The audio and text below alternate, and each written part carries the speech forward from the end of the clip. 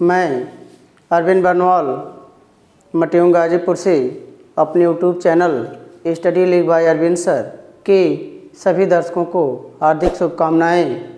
आज मैं अपने बच्चों को फिजिक्स से संबंधित टॉपिक, जैसा कि पिछले वीडियो में हम लोग पढ़ चुके हैं कूलॉम के नियम और वैद्युत आवेश के बारे में, आज हम उसी से संबंधित टॉपिक लेकर आ रहा हूँ जिसका नाम है वैद्युत क्षेत्र। तो आज हम पढ़ेंगे वैद्युत क्षेत्र की तीव्रता व उसके डिराइवेशन के बारे में। तो सबसे पहले हम पढ़ते हैं वैद्युत क्षेत्र किसे कहते हैं। तो वैद्युत क्षेत्र की परिभाषा हमारी कि किसी वैद्युत आवेश अथवा आवेश समुदाय के चारों ओर का वह क्षेत्र जिसमें कोई अन्य आवेश आकर्षण अथवा प्रतिकर्षण के बल का अनुभव करता है, वैद्युत क्षेत्र अथवा वैद्युत बल क्षेत्र कहलाता है।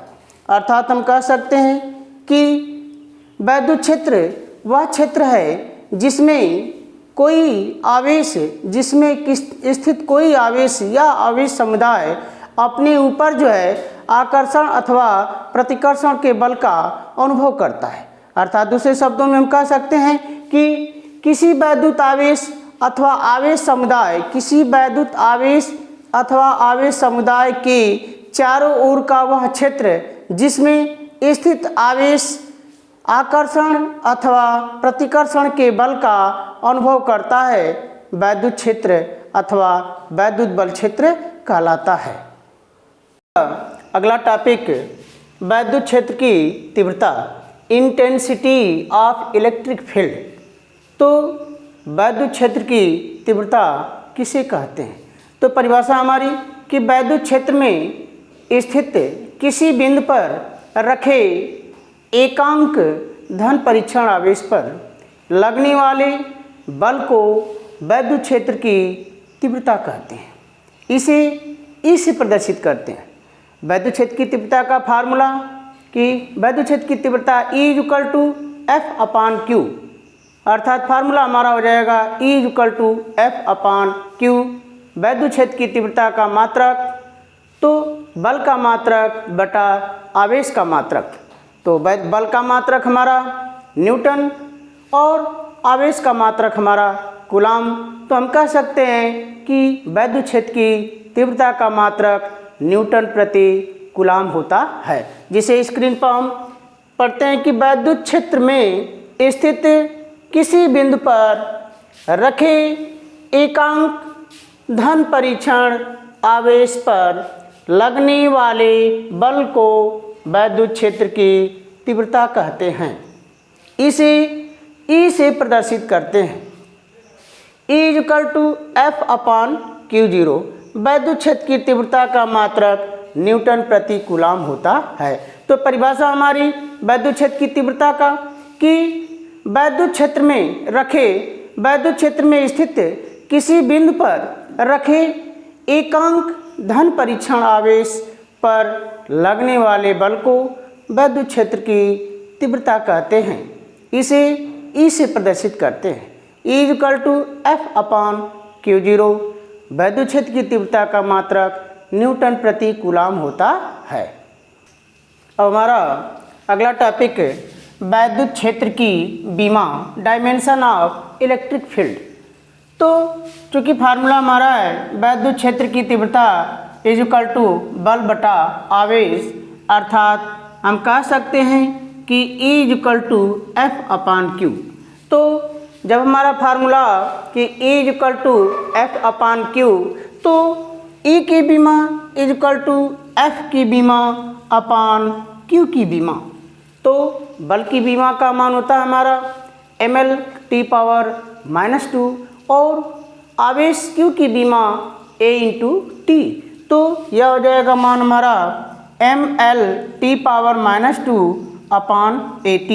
तो जब हम इस AT को अंश में ले जाते हैं तो यह मान हो जाएगा mL/T⁻³ A⁻⁻1 तो ये हमारा E की बीमा का मान हो जाता है mLT⁻³ A⁻⁻1। अब हम कैसे ज्ञात करते हैं? तो किसी भी बीमा का मान उसके द्वारा निर्धारित सूत्र की सहायता से ही हम प्राप्त करते हैं। जैसा कि है E = F/Q, तो E की बीमा = F की बीमा अपान Q की बीमा।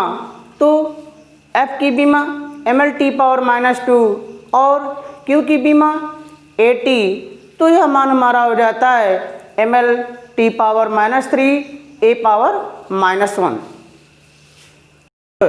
अगला टॉपिक, किसी बिंदु आवेश के कारण वैद्युत क्षेत्र की तीव्रता, intensity of electric field due to a point charge, यानी किसी बिंदु आवेश की तीव्रता के कारण वैद्युत क्षेत्र की तीव्रता का व्यंजक क्या होगा, यह हमें ज्ञात करना है। तो मान लेते हैं कि माना बिंदु O पर स्थित कोई धन आवेश Q बिंदु O से R दूरी पर स्थित कोई बिंदु P है जिस पर आवेश +Q0 स्थित है।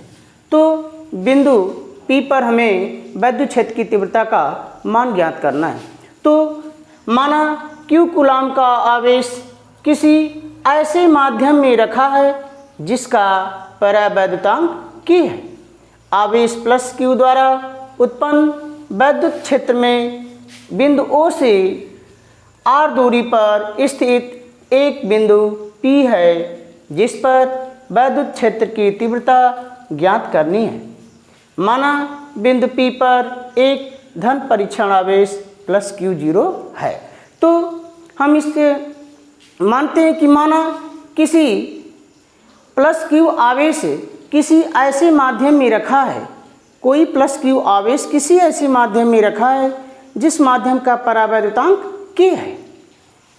अब हम ये देखते हैं कि जिस माध्यम का परावैद्युतांक K है, तो उस परावैद्युतांक K वाले माध्यम में आवेश हमारा +Q द्वारा उत्पन्न जो वैद्युत क्षेत्र है, उस वैद्युत क्षेत्र में बिंदु O से R दूरी पर स्थित कोई बिंदु P है जिस पर वैद्युत क्षेत्र की तीव्रता ज्ञात करनी है। अर्थात बिंदु P की बिंदु O से दूरी R है। मान लेते हैं माना बिंदु P पर स्थित परीक्षण आवेश +Q0 है। तो कूलाम के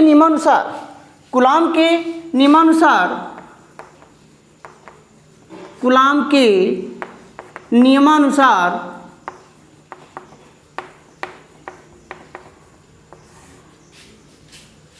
आवेश पर लगने वाला बल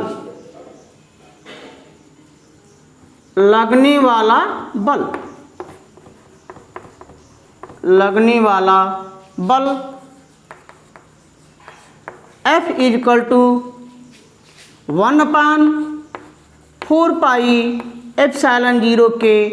हमारा फार्मूला होता है कूलाम के नियमानुसार किन्हीं दो परीक्षण आवेशों के बीच लगने वाला बल F = 1/4πε0 के इंटू Q1 Q2/R², जहाँ Q1 Q2 दोनों आवेश के उस माध्यम का परावैद्युतांक और R दोनों आवेशों के बीच की दूरी।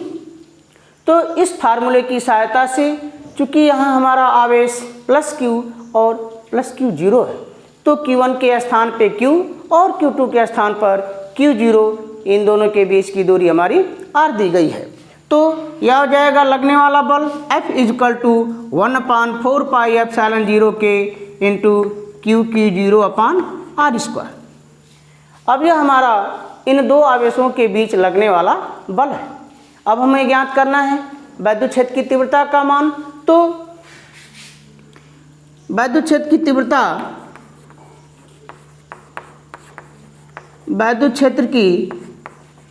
तीव्रता अभी फार्मूला हम लोग पढ़े पिछले टॉपिक में कि वैद्युत क्षेत्र की तीव्रता E = F/Q0, E is equal to F upon Q zero. तो वैद्युत क्षेत्र की तीव्रता E is equal to F upon Q zero. तो अब हम एफ का मान रख देंगे। हमारा एफ का मान है 1/4πε0 के into Q zero upon are square. तो जब हम मान रख देते हैं तो क्यू जीरो से मान हमारा क्यू जीरो कट जाएगा, तो यह मान हो जाएगा हमारा 1/4πε0 के into Q upon are square. तो यह सूत्र हो जाएगा हमारा E इज इक्वल टू 1/4πε0 के into Q upon are square. यदि माध्यम निर्वात अथवा वायु, यदि माध्यम निर्वात अथवा वायु हो तो निर्वात अथवा वायु के लिए परावैद्युतांक का मान सदैव 1 होता है। तो यदि माध्यम निर्वात अथवा वायु हो, निर्वात अथवा वायु हो तो K इक्वल टू 1। तो जब माध्यम हमारा निर्वात अथवा वायु है तो K का मान हमारा 1 प्राप्त होता है। तो यहाँ हम K की जगह 1 रख देंगे, तो अतः मान हमारा हो जाएगा E equal to 1/4πε0 into Q upon are square. तो यह हमारा निर्वात अथवा वायु के लिए फार्मूला हो जाएगा E का कि E equal to 1/4πε0 into Q upon are square. तो इसे डिराइव करने के लिए हम मान लेते हैं कि माना क्यू कूलाम का आवेश किसी ऐसे माध्यम में रखा है जिसका परावैद्युतांक K है। वैद्युत क्षेत्र में स्थित किसी बिंदु O से R दूरी पर स्थित कोई बिंदु P है जिस पर वैद्युत क्षेत्र की तीव्रता ज्ञात करनी है। माना +Q0 का कोई धन परीक्षण आवेश बिंदु P पर स्थित है। तो कूलाम के नियमानुसार आवेश पर लगने वाला बल F इज इक्वल टू 1/4πε0 के इंटू क्यू0 अपान आर स्क्वायर।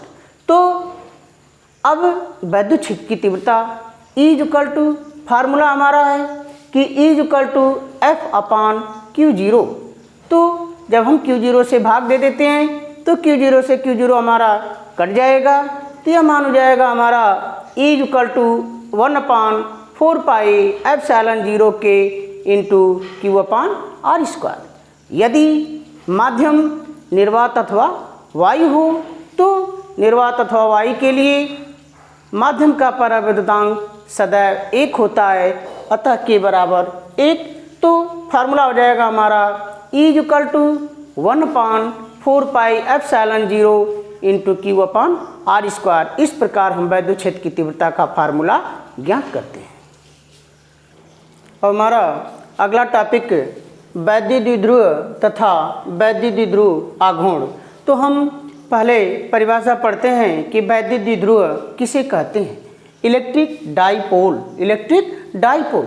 तो परिभाषा हमारी, वैद्युत द्विध्रुव वह निकाय है जिसमें दो बराबर परंतु विपरीत प्रकृति के बिंदु आवेश एक दूसरे से अल्प दूरी पर स्थित होते हैं। यानी वैद्युत द्विध्रुव की परिभाषा हमारी कि वैद्युत द्विध्रुव इलेक्ट्रिक डाइपोल वह निकाय है, वह सिस्टम है जिसमें दो बराबर परंतु विपरीत प्रकृति के बिंदु आवेश एक दूसरे से अल्प दूरी पर स्थित होते हैं। अब परिभाषा हमारी वैद्युत द्विध्रुव की, तो वैद्युत द्विध्रुव इलेक्ट्रिक डाइपोल वह सिस्टम है, वह निकाय है जिसमें दो बराबर परंतु विपरीत प्रकृति के, यानी एक पॉजिटिव होगा तो दूसरा निगेटिव होगा, अर्थात एक धनावेश होगा तो दूसरा ऋणावेश होगा। तो दो विपरीत प्रकृति के बिंदु आवेश एक दूसरे से अल्प दूरी पर, यानी एक छोटी से छोटी दूरी तुच्छ दूरी पर स्थित होते हैं। अब हमें पढ़नी है वैद्युत द्विध्रुव आघूर्ण, इलेक्ट्रिक डाइपोल मोमेंट, यानी वैद्युत द्विध्रुव आघूर्ण किसे कहते हैं, यानी इलेक्ट्रिक डाइपोल मोमेंट की डिफिनीशन क्या होगी। What do mean by electric dipole moment. तो अभी जैसा कि हम पढ़े इलेक्ट्रिक डाइपोल के बारे में कि यह एक ऐसा सिस्टम है जिसमें दो बराबर परंतु विपरीत प्रकृति के बिंदु आवेश एक दूसरे से अल्प दूरी पर स्थित होते हैं। तो वैद्युत द्विध्रुव आघूर्ण की परिभाषा कि उन विपरीत प्रकृति के आवेशों में से किसी एक आवेश तथा दोनों आवेशों के बीच की दूरी के गुणनफल को, बीच की अल्प दूरी के गुणनफल को वैद्युत द्विध्रुव आघूर्ण, इलेक्ट्रिक डाइपोल मोमेंट कहते हैं। इसे P से प्रदर्शित करते हैं। मान लेते हैं कि माना दोनों आवेश परस्पर -q व +q है तथा उनके बीच की अल्प दूरी 2l है। मान लेते हैं कि माना दो विपरीत प्रकृति के आवेश -q व +q एक दूसरे से अल्प दूरी 2l पर स्थित हैं। तो फार्मूला हमारा हो जाएगा कि वैद्युत द्विध्रुव का आघूर्ण P बराबर Q × 2l, यानी आवेश गुणे उनके बीच की दूरी। चूँकि बीच की दूरी का मान है 2l और आवेश का मान हमारा Q, तो P = Q × 2l। अब हम जब Q में हम 2l का गुणा करते हैं तो मान हो जाएगा हमारा 2QL। तो यह हो जाएगा सूत्र हमारा P बराबर 2QL। अब वैद्युत द्विध्रुव का आघूर्ण, तो आघूर्ण का मात्रक इलेक्ट्रिक डाइपोल मोमेंट का मात्रक क्या होगा, तो P का मात्रक बराबर Q का मात्रक गुणे L का मात्रक। चूँकि Q हमारा आवेश है और यह L लंबाई, तो यह हो जाएगा P बराबर 2QL यानी कूलाम मीटर। तो यह हो जाएगा मात्रक कूलाम मीटर। तो वैद्युत द्विध्रुव आघूर्ण का मात्रक कूलाम मीटर होता है, यानी हम कह सकते हैं कि P का मात्रक कूलाम मीटर होता है। अब P की बीमा क्या होगी, तो P की बीमा बराबर Q की बीमा गुणे L की बीमा। तो Q हमारा आवेश है, आवेश की बीमा होती है A × T, और L एक प्रकार की लंबाई है तो उसकी बीमा हमारी कैपिटल L। तो A × T × L अर्थात P की बीमा हमारी हो जाएगी LTA। यह हमारी होती है वैद्युत द्विध्रुव आघूर्ण की बीमा, इलेक्ट्रिक डाइपोल मोमेंट की बीमा LTA। और हमारा अगला टॉपिक वैद्युत द्विध्रुव के कारण उत्पन्न वैद्युत क्षेत्र की तीव्रता, अर्थात हमें ज्ञात करना है कि वैद्युत द्विध्रुव के कारण वैद्युत क्षेत्र की तीव्रता का व्यंजक। तो वैद्युत क्षेत्र की तीव्रता का व्यंजक हम दो परिस्थितियों में ज्ञात करते हैं, दो स्थितियों में ज्ञात करते हैं। पहली स्थिति हमारी होती है जब वैद्युत द्विध्रुव अक्षीय स्थिति में हो, और दूसरी जब निरक्षीय स्थिति में हो। तो पहला टॉपिक हमारा कि वैद्युत द्विध्रुव की अक्षीय स्थिति में किसी बिंदु पर वैद्युत क्षेत्र की तीव्रता। तो मान लेते हैं कि माना कोई वैद्युत द्विध्रुव AB किसी ऐसे माध्यम में रखा है जिसका परावैद्युतांक K है, वैद्युत द्विध्रुव के आवेश -q व +q एक दूसरे से अल्प दूरी 2l पर स्थित है। इन आवेशों को मिलाने वाली रेखा कि मध्य बिंदु O से R दूरी पर स्थित कोई बिंदु P है जिस पर वैद्युत क्षेत्र की तीव्रता का मान ज्ञात करना है। तो चूंकि दोनों वैद्युत आवेशों के मध्य बिंदु पर हमारा बिंदु O है, अतः इन दोनों आवेशों के बीच की दूरी हमारी 2L इस चित्र के द्वारा, तो A और B के बीच की दूरी हमारी 2L, तो मध्य बिंदु हो गया हमारा दोनों L और L। जैसा कि दिया है कि मध्य बिंदु O से R दूरी पर, मध्य बिंदु O से R दूरी पर स्थित कोई बिंदु P है, तो जब मध्य बिंदु से बिंदु P की दूरी हमारी R है, तो बिंदु O से यानी बिंदु B जो है, बिंदु B पर हमारा आवेश प्लस Q स्थित है। तो बिंदु B अर्थात आवेश प्लस Q, आवेश प्लस Q, तो आवेश प्लस Q से बिंदु P की दूरी R माइनस L। इसी प्रकार बिंदु A पर हमारा आवेश माइनस Q स्थित है, तो आवेश माइनस Q से बिंदु P की दूरी R प्लस L हमारी होगी।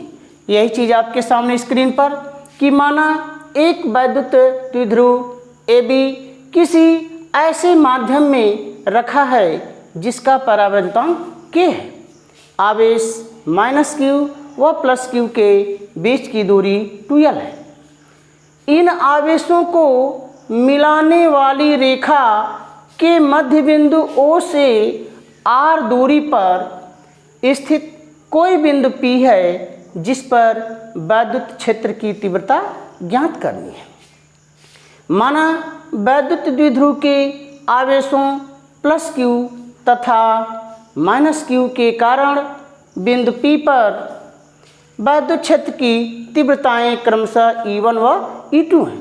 तो यह हमारी जो वैद्युत क्षेत्र की तीव्रताएं हैं E1 और E2, तो आवेश प्लस Q के कारण वैद्युत क्षेत्र की तीव्रता E1 और आवेश माइनस Q के कारण वैद्युत क्षेत्र की तीव्रता E2। चूँकि E1 की दिशा BP दिशा में है और E2 की दिशा PA दिशा में है, दोनों की दिशाएं परस्पर विपरीत हैं। तो तीव्रताएं क्रमशः E1 व E2 हैं तथा इन आवेशों प्लस Q व माइनस Q की बिंदु P से दूरियां क्रमशः R माइनस L व R प्लस L हैं। अब हमें E1 व E2 का मान ज्ञात करना है। तो जैसा कि हम पढ़ चुके हैं कि किसी बिंदु पर वैद्युत क्षेत्र की तीव्रता E का मान कि E बराबर 1/4 pi epsilon 0K into Q upon R square से, तो प्लस Q आवेश के कारण, तो आवेश प्लस Q के कारण, आवेश प्लस Q के कारण बिंदु P पर वैद्युत क्षेत्र की तीव्रता, बिंदु P पर वैद्युत क्षेत्र की तीव्रता E1 बराबर, तो 1/4 pi epsilon 0K into Q upon, अब प्लस Q की दूरी हमारी है R माइनस L, तो R minus L whole square, और यह हो जाएगा हमारा BP दिशा में, BP दिशा में यह कि E1 बराबर 1/4 pi epsilon 0 into Q upon R minus L whole square BP दिशा में। अब इसी प्रकार आवेश माइनस Q के कारण, आवेश माइनस Q के कारण, तो E2 बराबर 1/4 pi epsilon 0K into Q upon R plus L whole square, और यह हो जाएगा हमारा PA दिशा में, PA दिशा में। जैसा कि E1 व E2 दोनों सदिश राशियां हैं, परंतु इनकी दिशाएं विपरीत हैं। तो जब इनकी दिशाएं विपरीत हैं तो इनका परिणामी इनके अंतर के बराबर होगा। तो परिणामी बिंदु P पर वैद्युत क्षेत्र की तीव्रता E बराबर, वैद्युत क्षेत्र की तीव्रता E बराबर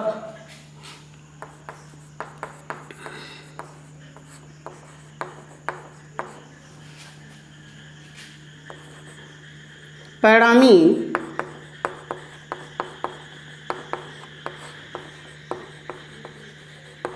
वैद्युत क्षेत्र की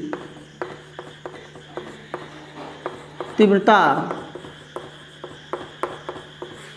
E बराबर, यह हो जाएगा मान हमारा E1 माइनस E2। तो E1 का मान हमारा यह हो जाएगा E इक्वल टू E1 का 1/4 pi epsilon 0 K into Q upon R minus L whole square, और यह हो जाएगा 1/4 pi epsilon 0 K into Q upon R plus L whole square. अब दोनों में 1/4 पाई एप्सिलॉन 0 K और Q हमारा कॉमन है, तो हम कॉमन कर लेंगे। तो यह मान हो जाएगा हमारा 1/4 pi epsilon 0 K into Q हमारा कॉमन हो गया, तो यह हो जाएगा 1/R minus L whole square minus 1/R plus L whole square. अब हम इनका लसा लेते हैं। तो चूँकि हमारा E1 बराबर 1/4 pi epsilon 0 K into Q upon R minus L whole square, आवेश माइनस Q के कारण बिंदु P पर वैद्युत क्षेत्र की तीव्रता E2 बराबर 1/4 pi epsilon 0 K into Q upon R plus L whole square, यह हमारा P दिशा में। अब चूँकि E1 व E2 दोनों की दिशाएं परस्पर विपरीत हैं, अतः परिणामी तीव्रता दोनों के अंतर के बराबर होगी। तो बिंदु P पर परिणामी वैद्युत क्षेत्र की तीव्रता E equal to E1 minus E2, जहाँ E1 is greater than E2। E1 का मान E2 से बड़ा है। क्यों बड़ा है? तो जिस भिन्न का हर छोटा होता है उसका मान बड़ा होता है। तो R माइनस L और R प्लस L जब दोनों की हम तुलना करते हैं तो R प्लस L का मान यह जो है कम है और यह अधिक है। तो जब हम अंश में छोटी राशि से भाग देते हैं तो भागफल हमारा उसकी तुलना में, जबकि अंश में हम बड़ी राशि से, उसी अंश में हम बड़ी राशि से भाग देते हैं, सदैव अधिक होता है। अतः हम कह सकते हैं कि E1 is greater than E2। तो जब हम घटाए तो यह हमारा मान प्राप्त हुआ 1/4 pi epsilon 0 K into Q 1/R minus L whole square minus 1/R plus L whole square. अब इसको हम सरल करते हैं लसा लेकर। तो जब हम सरल करते हैं तो यह मान हो जाएगा हमारा 1/4 pi epsilon 0 K into Q, लसा हो जाएगा हमारा R minus L whole square into R plus L whole square, R minus L whole square into R plus L whole square. तो यह हो जाएगा R plus L whole square minus R minus L whole square.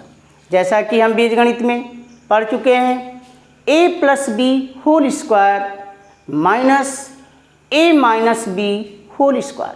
तो A plus B whole square की value हमारी होती है A square plus B square plus 2AB, और A minus B whole square की वैल्यू हमारी होती है A square plus B square minus 2AB। जब हम घटाते हैं तो हमारा मान बच जाएगा A plus B whole square, और A minus B whole square को जब घटाएंगे तो मान हमारा प्राप्त होगा 4AB। तो यहाँ भी हमारा मान प्राप्त हो जाएगा 4RL, और चूँकि दोनों पर वर्ग है, वर्ग हम बाहर कर लेते हैं, तो यह हो जाएगा R minus L into R plus L, अर्थात A minus B into A plus B यानी वर्गांतर का फार्मूला, अर्थात इसे हम कह सकते हैं R square minus L square का होल स्क्वायर। तो यह मान हो जाएगा हमारा 1/4 पाई एप्सिलॉन 0 के into Q into 2RL upon are square minus L square का होल स्क्वायर। अब जैसा कि हम पढ़ चुके हैं कि चूँकि वैद्युत द्विध्रुव electric dipole moment P equal to 2QL, तो अब यहाँ से हम 2QL का मान प्राप्त करते हैं।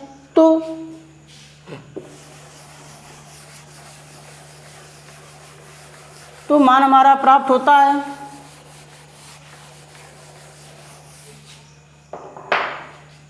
कि E equal to 1/4 pi epsilon 0 के इंटू 2QL इंटू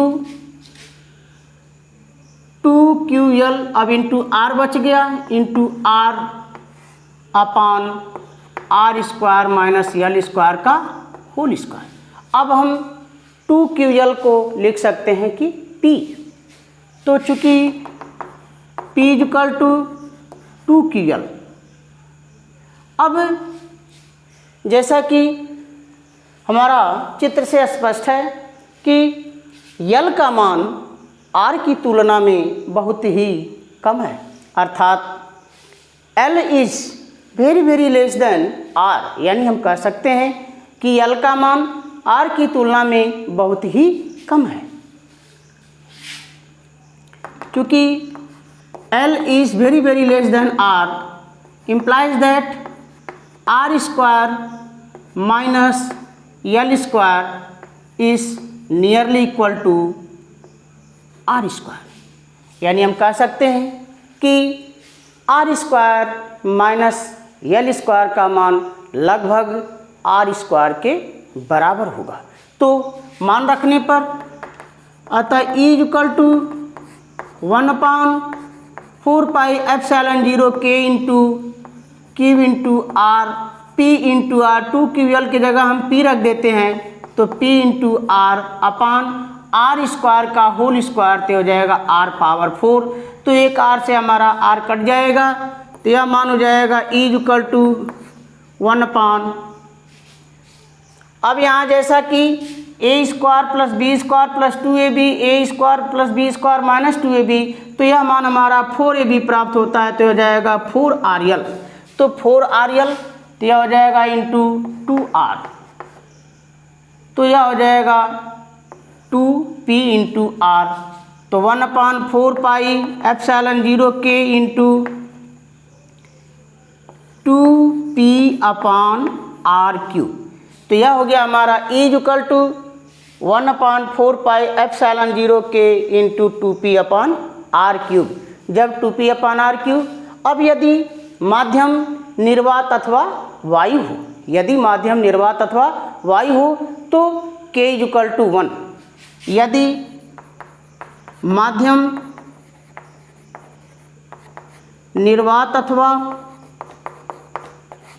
वायु हो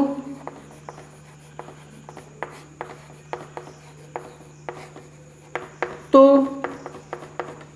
K इक्वल टू 1, अतः E इक्वल टू हो जाएगा फार्मूला हमारा 1/4 pi epsilon 0 into 2P upon R cube, यह हमारा हो जाएगा अक्षीय स्थिति में किसी बिंदु पर वैद्युत क्षेत्र की तीव्रता का formula E equal to 1/4 pi epsilon 0 into 2P upon R cube. और हमारा अगला टॉपिक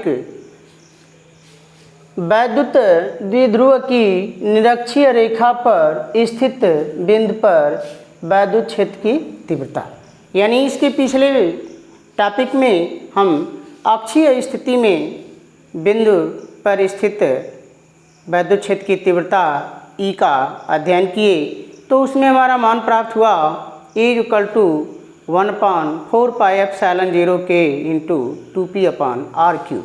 अब हमें निरक्षीय रेखा में स्थित बिंदु पर वैद्युत क्षेत्र की तीव्रता का मान ज्ञात करना है। तो मान लेते हैं कि माना वैद्युत द्विध्रुव AB किसी ऐसे माध्यम में रखा है जिसका परावैद्युतांक K है, जिसका परावैद्युतांक K है। आवेशों -Q व +Q को मिलाने वाली रेखा अर्थात आवेश -Q व +Q के बीच की दूरी 2L है। इन आवेशों को मिलाने वाली रेखा के मध्य बिंदु O से लंबवत स्थिति में लंबवत दूरी R पर स्थित कोई बिंदु P है जिस पर वैद्युत क्षेत्र की तीव्रता ज्ञात करनी है। आवेश +Q व -Q के कारण इनकी तीव्रताएं क्रमशः E1 व E2 हैं, यानी आवेश +Q के कारण तीव्रता E1 और आवेश -Q के कारण तीव्रता E2। तो E1 की दिशा BP दिशा और E2 की दिशा है PA दिशा, तथा इन दोनों आवेशों से बिंदु P की दूरियां BP और AP, तो ये दोनों मान परस्पर हमारे समान हैं, अर्थात AP बराबर BP बराबर √R² प्लस L²। अब हमें ज्ञात करना है कि आवेश +Q के कारण तीव्रता E1 का मान क्या होगा और -Q के कारण तीव्रता E2 का मान क्या होगा। तो E1 बराबर 1/4πε0 K इंटू Q/, दूरी इसकी हमारी है √R² प्लस L², तो यह हो जाएगा √R² प्लस L² का होल स्क्वायर, और यह हो जाएगा हमारा BP दिशा में, BP दिशा में। E2 बराबर तो 1/4πε0 K into Q/, √R² plus L² का होल स्क्वायर, और यह हो जाएगा हमारा PA दिशा में, PA दिशा में। चूँकि तीव्रताएं E1 व E2 इनकी परिणामी तीव्रता E जो क्षैतिज से थीटा कोण पर E1 है, यानी E1 का झुकाव थीटा है। तो अब इनके हम घटक ज्ञात करते हैं, क्षैतिज घटक और ऊर्ध्वाधर घटक। तो जब E1 का हम घटक लेते हैं तो E1 के घटक हो जाएंगे हमारे E1 cos थीटा व E2 cos थीटा, तथा E1 cos थीटा व E2 cos थीटा, उसी प्रकार E1 sin थीटा व E2 sin थीटा। तो इनके अगर हम ये ऊर्ध्वाधर घटक लेते हैं तो इसका हो जाएगा E1 sin थीटा और ये हो जाएगा E2 sin थीटा। तो E1 sin थीटा और E2 sin थीटा इनकी दिशाएं परस्पर विपरीत हैं। तो जब इनकी दिशाएं परस्पर विपरीत हैं तो ये एक दूसरे से कट जाएंगे। क्यों? क्योंकि इनके मान परस्पर समान हैं। अब क्षैतिज घटक हम लेते हैं तो क्षैतिज घटक E1 का E1 cos थीटा और E2 का हो जाएगा E2 cos थीटा।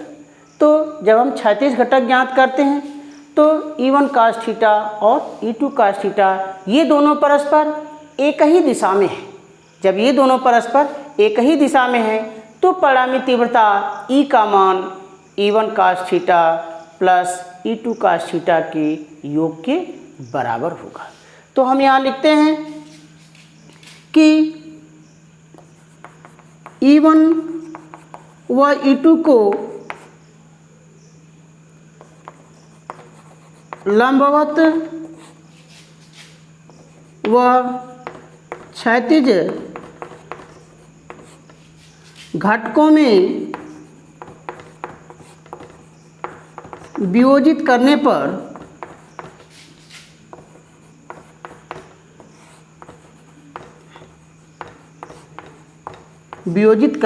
पर इनकी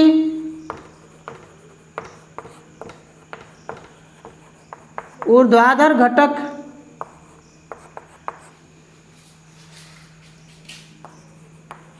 क्रमशः E1 sin थीटा व E2 sin थीटा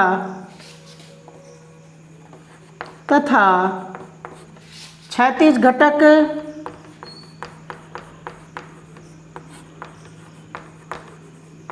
घटक क्रमशः E1 cos थीटा व E2 cos थीटा हैं। चूँकि E1 cos theta E2 cos theta ये क्षैतिज घटक, E1 sin थीटा व E2 sin थीटा ऊर्ध्वाधर घटक है। तो चूँकि E1 sin थीटा व E2 sin थीटा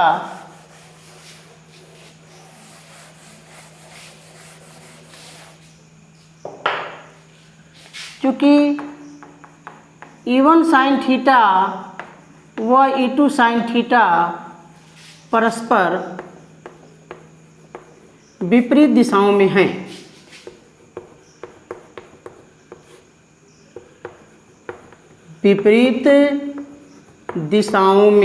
हैं,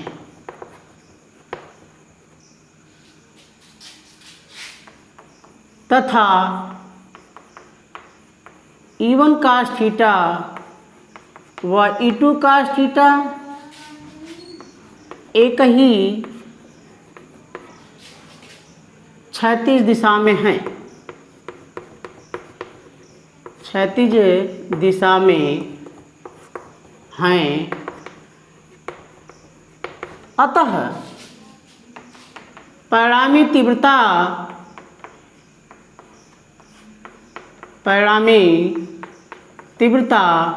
is equal to E1 cos theta plus E2 cos theta.